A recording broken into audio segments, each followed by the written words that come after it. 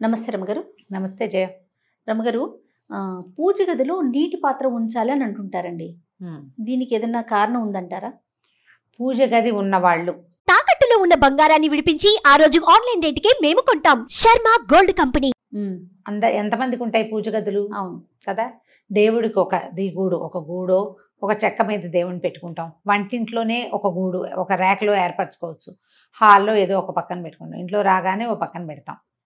దేవుడి గది అంటూ ప్రత్యేకంగా ఉంటే విధానం వేరేగా ఉంటుంది. అవును. సాధారణంగా మనం దేవతార్చన అనగానే ఏం చేస్తాము? దీపారాధన చేసుకుంటాం. తర్వాత ఏదో పళ్ళో ఫలమో పంచదారో బెల్లం ముక్కో పటికి బెల్లమో, పంచదార అందరూ పెట్టరు, పంచదార పనికిరాదన్న భావాలు కూడా ఉంటాయి. అవును. పటికి బెల్లం కానీ బెల్లం కానీ లేకపోతే ఇంకేదైనా పదార్థం చేసుకుంటే చేసిన పదార్థము నివేదన చేస్తాం. సాధారణంగా నివేదన చేయాలంటే ఏం చేయాలి? నీళ్లు చల్లి దాని మీద ఒక మంచి శ్లోకం ఉంటుంది. తత్వం తత్వేన పరిశించామి అని శ్లోకం. ఇది పరిశేచన చేసి, అంటే దాన్ని మీద నీళ్ళు తెచ్చి శుద్ధి చేసి ఈ పదార్థాన్ని అయ్యా నీకు 5 పంచప్రాణాలకి ఆహుతులు ఇస్తాం. ఇది పద్ధతి. అప్పుడు పక్కన నీళ్లు పెట్టుకోవాలి. మనం ఏ పదార్థాన్ని నివేదన చేసినా, అంటే అన్న నివేదన చేసినప్పుడు మనం అన్నం తినేటప్పుడు ఎట్లా మంచినీళ్ళు పెట్టుకుంటామో అట్లా ఒక గ్లాస్తో తప్పకుండా నీళ్లు పెట్టాలి. ఉడికించిన పదార్థాలు ఏవి నివేదన చేసినా, ఒక్కటి చేసినా 10 చేసినా కూడా, పాయసం చేసామనుకో పాయసము మంచినీళ్ళు, పులిహార చేస్తే పులిహార మంచినీళ్ళు, అన్నం మీద కాస్త బెల్లం ముక్క పెట్టి కాస్త నేర్చుకేసి నివేదన చేసామనుకో అప్పుడు కూడా ఒక గ్లాస్ మంచినీళ్ళు.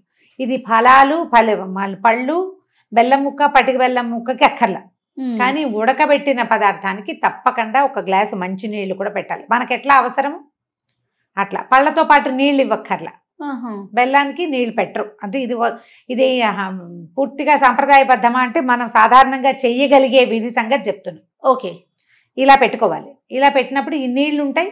తర్వాత మనం నీళ్లు చల్లే నివేదన చేస్తాం. నీళ్లు చల్లకుండా పళ్ళని ఊరికే పెట్టి తీసుకో అని చెప్పరు.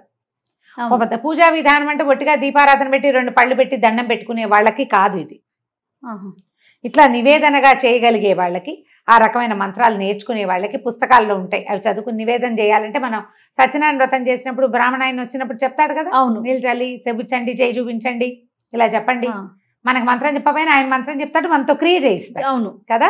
అది అలవాటు చేసుకుంటే ఇలా చేసినప్పుడు మనం నీళ్లు పట్టుకెళ్తాం కదా నివేదన చేయటానికి పోనీలుగా, ఆ నీటిని అక్కడే ఉంచవచ్చు. నీళ్లు జీవనాధారం. నీరు ఎక్కడుంటే అక్కడ జీవం ఉంటుంది. నీరు లేని చోట జీవం ఉండదు కదా. ఆ నీటికి ఆధారభూతమైన వాడు నారాయణుడు, విష్ణుమూర్తి. ఎక్కడ నీరుంటుందో అక్కడ విష్ణువు యొక్క ఇది ఉంటుంది. ఆయన అక్కడ ఉన్నట్టే, జీవం ఉన్నట్టు. మన కథ నడుస్తుంది కదా. నీరు లేకపోతే ఏముంది? పక్షులు కూడా నీటి కోసం వలసపోతాయి వెతుక్కుంటూ, జంతువులు నీటి కోసం వెతుకుతాయి. మనము నీరే కదా మన జీవనాధారం. గాలి ఎంత అవసరమో నీరు కూడా అంతే అవసరం. నీటిలో ఉండేది గాలే కొంత. అవును అవును కదా. కాబట్టి ఈ నీటిని ఇలా గనక దైవం ఎక్కడ పెట్టుకుంటామో అక్కడ నీటిని గనక ఉంచితే అక్కడున్న జీవశక్తి వృద్ధి అవుతుందని ఒక నమ్మకం. ఓకే, మనం ఈ పట్టుకెళ్ళిన నీళ్ళు అక్కడే ఉంచేస్తాం. రేపొద్దున మళ్ళీ ఆ నీళ్ళు తీసేసి ఫ్రెష్ నీళ్ళు పెట్టుకుంటాం. నివేదన చేసేసాక పళ్ళు తెచ్చేసుకుంటాం, కానీ నీళ్లు తీసుకురాం. నీరు అక్కడే ఉంటుంది. మనం నీళ్ళు చల్లడానికి పట్టుకెళ్ళామా? ఈ పట్టుకెళ్ళేవి రాగి పాత్ర అయితే దాంట్లో ఒక తులసి దళం కానీ వేసి కనుక, నులతలు లేకపోయినా పర్వాలేదు, వేసి పెట్టుకుంటే మర్నాడు పొద్దున నీరు తాగొచ్చు కూడా మనం. ఓకే, శుద్ధంగా ఉంటే. దుమ్ము అవి పడితే కాదు. ఆ నీళ్ళని ఏం చేస్తాం? ఒకళ్ళు తాగలేదు, మొక్కల్లో అది చేస్తాం కదా. ఇట్లా నీటిని గనక ఉంచితే ఏమవుతుందంటే, మనకి భగవంతుడిని మనం ఎక్కడ స్థాపన చేసి మనం నమ్ముతాం. మన ఇంట్లో పూజ గదిలోనో దేవుడి గుడి దగ్గర కూర్చుని మనసు ప్రశాంతంగా ఉంటుంది. అక్కడున్న ఆ శక్తి వృద్ధి అవుతుంది ఈ నీటిని ఉంచటం వల్ల. ఒకవేళ మనకి ఇలా అవకాశం లేదు, గది లేదు, కింద కూర్చునే వీలు లేదు, ఎక్కడో గోడకు ఒక చెక్క పెట్టుకున్నాము, దేవుడి పటాలన్నీ పెట్టుకుంటాం. తెల్లవారుగానే ఏదో 2 పువ్వులు పెట్టుకుని కాస్త దీపం పెట్టుకుని అగరత్తులు వెలిగించు దండం పెట్టుకుంటాం. అక్కడ కూడా మీరు ఒక గ్లాసు నీళ్ళు పెట్టుకోవచ్చు. పడిపోకుండా ఏర్పరచుకొని పెట్టుకుంటే పవర్ పెరుగుతుందని భావన. అక్కడ జీవశక్తి వృద్ధి అవుతుంది అని.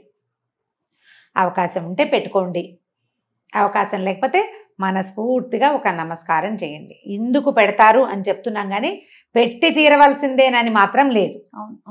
ఓకే, పెట్టాల్సిందే అని కాదు.